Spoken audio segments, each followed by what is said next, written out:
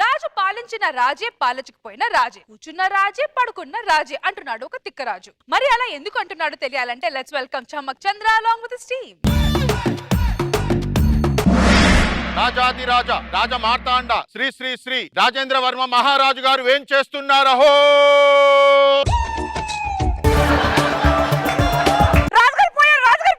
నువ్వు కంగారు పడకమ్మా, రాజుగారు నిద్రలోకి పోయారు. రంభా ఉర్వశి లాంటి ఇద్దరు అందగత్తలుంటే ఎవరైనా సరసాలకు వెళ్తారు కానీ నిద్రలోకి పోవడం ఏంటి? అవేగా మా తిప్పలు. ఆయన ఎప్పుడు మేల్కొంటాడో ఎప్పుడు నిద్రలోకి పోతాడో ఆయనకు తెలీదు, మాకు తెలీదు.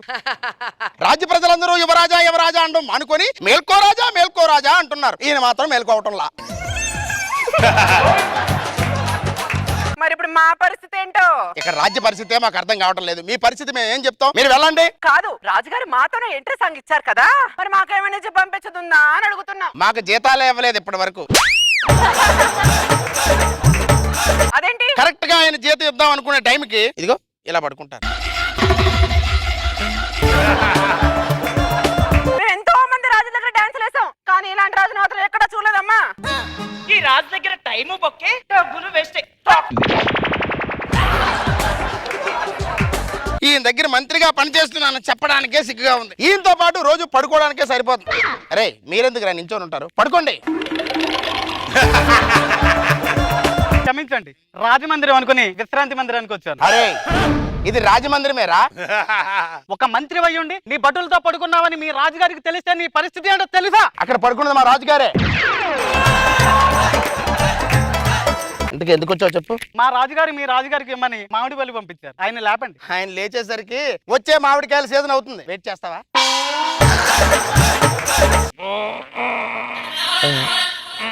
రాజుగారు లేచారు, లేవండ్రా. మహామంత్రి మహారాజా, నేను ఇద్దరు నర్తికలతో డాన్స్ చేసినట్టు కల వచ్చింది నాకు. కలలో వేయడం ఏంటి మహారాజా, నిజంగానే మీరు డాన్స్ వేస్తారు. ఒక్క విషయం మహారాజా. ఏమిటి? ఎవరక్కడ? వాడిని తీసుకురండి. వీడు మన రాజ్యపు తోటలో 2 వంకాయలు దొంగతనం చేశాడు మహారాజా. ఎంత ధైర్యం రా నీకు? దీనికి శిక్ష ఏంటో తెలుసారా నీకు? తీర్పు మొత్తం చెప్పి పడుకొని చావచ్చుగా. అరే ఈయన తీసుకెళ్లి ఉరిశిక్ష చేసేయండి రా. 2 వంకాయలు దొంగతనం చేస్తే ఉరిదిస్తారా? ఇది రాజుగారు చెప్పిన తీర్పు, నేను చెప్పానా? రాజుగారు ఏమన్నారు? అన్నారు. ఊ అంటే ఏంట్రా? ఉరిశిక్షే కదా. మహామంత్రి నీకు దండం పెడతా, రాజుగారు లేసే వరకు ఆగుతాం, మొత్తం తీర్పిందాం. ఎలవయ్యా తీసుకెళ్ళండి.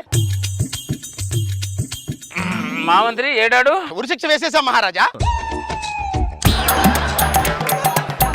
ఉరిశిక్ష వేస్తారు ఎందుకు? మీరు ఊ అన్నారు కదా, మీరు ఊ అన్నారు కదా. ఊ అంటే ఊరు నుంచి వెలేయండి అని అన్నాను. మహామంత్రి చూసుకోవాలి కదా అన్ని. ఏంటండి చూసుకునేది? మీరు అర తీర్పు చెప్పేసి పడుకుంటే ఇలాగే జరుగుతుంది. అందుకేనా నువ్వు మొత్తం తీర్పు చెప్పి వాడిని పైకి పంపించేస్తావు? అప్పుడు నేను పడుకున్నా ఒకటి, నువ్వు మేల్కున్నావు ఒకటే.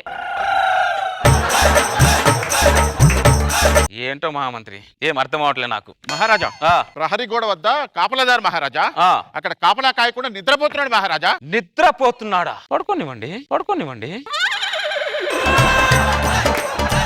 ఏం మాట్లాడుతున్నారు మహారాజా? ఆ కాపలాదారుడు పడుకున్నాడని శిక్షించాలి గానీ పడుకుంటే పడుకొని అంటారేంటి? ఆయన పడుకున్న టైంలో శత్రురాజులు దండెత్తి వస్తే ఎవడో ఎప్పుడో ఎత్తుతాడని చెప్పి వీడిని ఇప్పుడే లేపేస్తే ఎలా? మహామంత్రి నిద్రలో ఉన్న కమ్మదనం నీకు తెలుసా? నాకు తెలుసు. నిద్రలో ఉన్న రంగు రుచి చిక్కదనం నీకు తెలుసా? నిద్రలో రంగు రుచి చిక్కదనం కూడా ఉంటాయా? అది ఆస్వాదించే వాళ్ళకి తెలుస్తుంది. నువ్వు ప్రహరీ గోడ మీద హ్యాపీగా పడుకో. ఇదిగో నా తరఫు నుంచి కానుకగా నీకు దిండే కూడా ఇస్తున్నాను. నువ్వు నిద్రపోతున్నప్పుడు మధ్యలో ఇవ్వడం లేపాడు అనుకో, వాడిని పొడిచి తర్వాత నేను చూసుకుంటా. వీడి దగ్గర మంత్రిగా పనిచేయడం కంటే పక్క రాజు దగ్గర భటుడిగా పనిచేయడమే మేలు అనిపిస్తుంది. మహామంత్రి ప్రభు, మేము ఒక నిర్ణయానికి వచ్చాం. నిద్రపోవడం మానేస్తారా ప్రభు? మీ తీరని కోరికలు ఆపండి. మేము ఒక రాజ్యంతో యుద్ధం చేయాలని నిర్ణయించుకున్నాం. ఒక రాజ్యంతో యుద్ధం అంటే నిద్రపోయేటంత ఈజీ అనుకుంటున్నారేమిటి? మహామంత్రి ఏం మాట్లాడుతున్నారు? మేము కట్టివాడడం మొదలు పెడితే మాకంటే బాగా ఎవడు వాడలేడు మహామంత్రి. మీ నాన్నగారు ఆ కత్తి మీకు ఇచ్చి 10 సంవత్సరాలు అవుతుంది, మరి ఇప్పటిదాకా వాడలేదే? అవకాశం రాలా, అవసరం రాలా?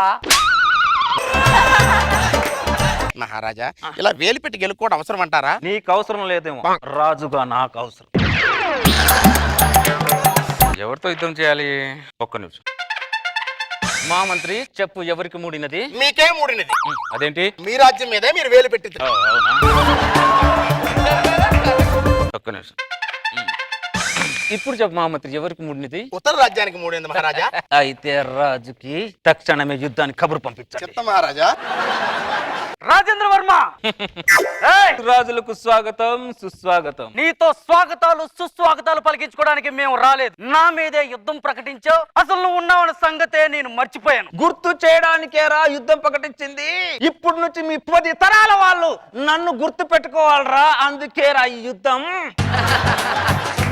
ఆట నాదే, వేట నాదే, నిన్ను ఓడించగా నీ కోట నాదే. చూసుకుందా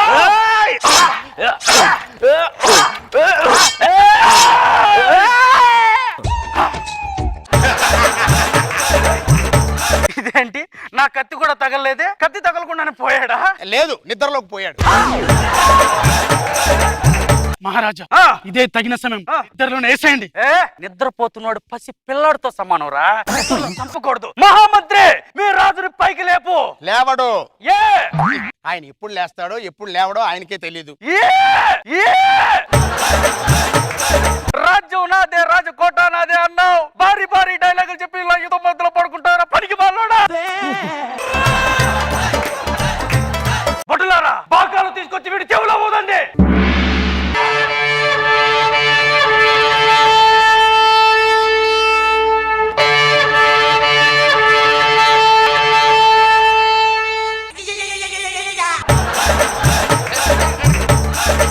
ఊది ఊది వాళ్ళ ఊపిరాగిపోయేటట్టుంది కానీ నువ్వు మాత్రం లేచేటట్లు లేవురా.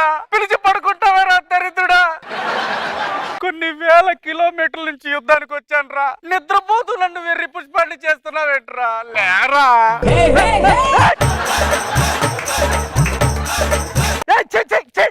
దరిద్రుడా, ఏంట్రా ఇది? నా మీద కాలేజ్ పడుకుంటావు నువ్వు. నిన్ను వదలనరా. నువ్వు అలా లేవంగానే ఇలా చేసేస్తా. బొట్టులారా రండి. మహామంత్రి ఏడాడు? ఇంకెక్కడ ఉంటాడు? వెళ్ళిపోయాడు. నిద్ర లేచేందుకు కాసేపు ఆగలేడాడు.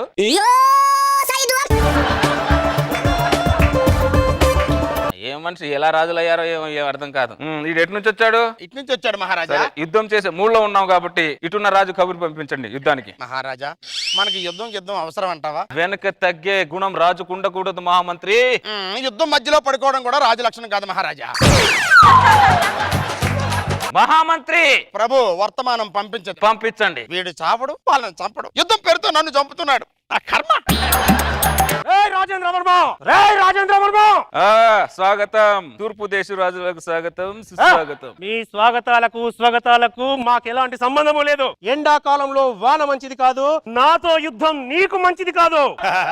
యుద్ధం చేసేవాడు సోది చెప్పడు. నేను సోది చెప్తున్నానా? రావా యుద్ధానికి.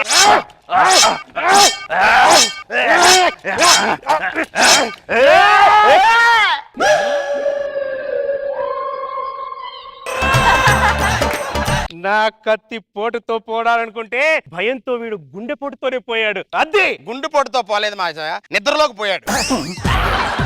నిద్రలోకి పోవడం ఏంటి? మా రాజుగారు అంతే. నిద్ర లేచిన తర్వాత యుద్ధం చేయండి. నాకంత నీతి లేదు, నాకంత టైము లేదు. వీడు నిద్రలోకి పోయినా దేనిలోకి పోయినా వీడిని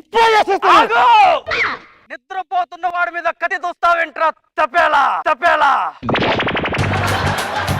అది యుద్ధ నీతి కాదురా. మధ్యలో నువ్వెవడిరా? నేను వాడి శత్రువుని. రాజేంద్ర వర్మ, వాడిని ఎంత గెలిగినా వాడు లేవడు. వాడు లేవాలన్నప్పుడే లేస్తాడు. వెయిట్ చేయి. వెయిట్ చేసేంత ఓపిక నాకు లేదు. వీని ఇప్పుడే వేసేస్తాను.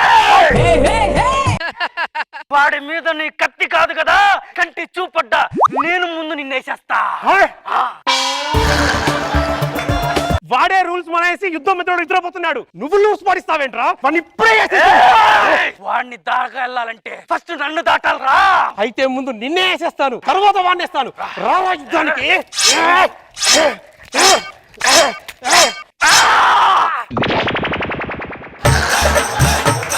నేనేసాను కదా, నువ్వు వాడిని వేసేస్తాను.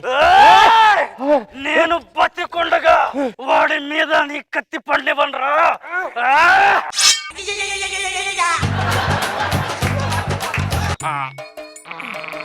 మహామంత్రి మహారాజా నా కోసం ఇద్దరు రాజులు కొట్టుకొని చచ్చినట్టు కల వచ్చిందండి నాకు. కల కాదురా అయ్యా, నిజంగానే పోయారు చూడయ్యా.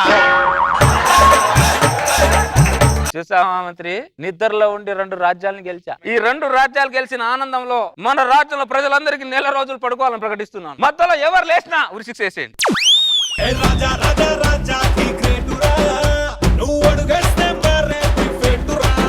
చమ్మక్ చంద్ర ఏంటి నిజంగా రాజా ది గ్రేట్ అండి. మీరు నిద్రలోనే అన్ని జరిపేశారు.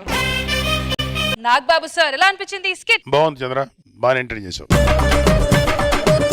రోజా గారు చంద్రాన్ని చూస్తుంటే ఒక మంచి బెప్పం రాజుని చూసినట్టు అనిపిస్తుంది.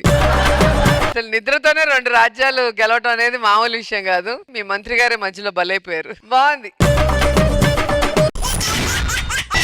ఎక్స్ట్రా జబర్దస్త్.